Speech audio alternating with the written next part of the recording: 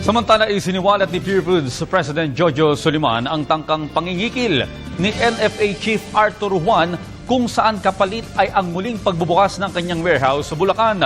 Narito ang report ni Noel Perfecto.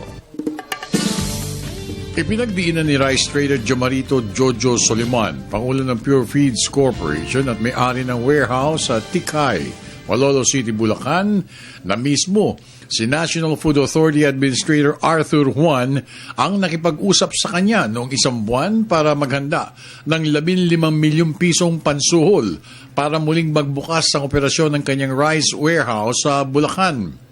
5 milyong piso para kay Local Government Secretary Mar Rojas, 5 milyong piso para kay Food Security Secretary Kiko Pangilinan at yung matitirang 5 milyong piso ay para sa nag-isip ng paraan upang muling magbukas ang operasyon ng Pure Feeds Corporation at may basurang kasong inihain ng NFA laban kay Soliman. Nung tumawag siya pangatlong beses, nag-usap kami, okay na, nag-usap na raw sila.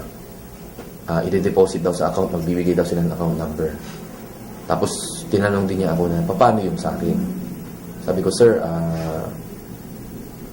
siguro po, pantay na lang po kasi kayo naman po nag-ayos. Tapos, same amount. Sabi niya, okay, basta 5 million kami. Samantala, pinabulaan na naman ng 3 matataas na opisyales ang bintang at paratang ni Soliman. Anila, wala silang kinalaman dito at agad rin pinakansilan ni Secretary Pangilinan ng license to trade ni Soliman.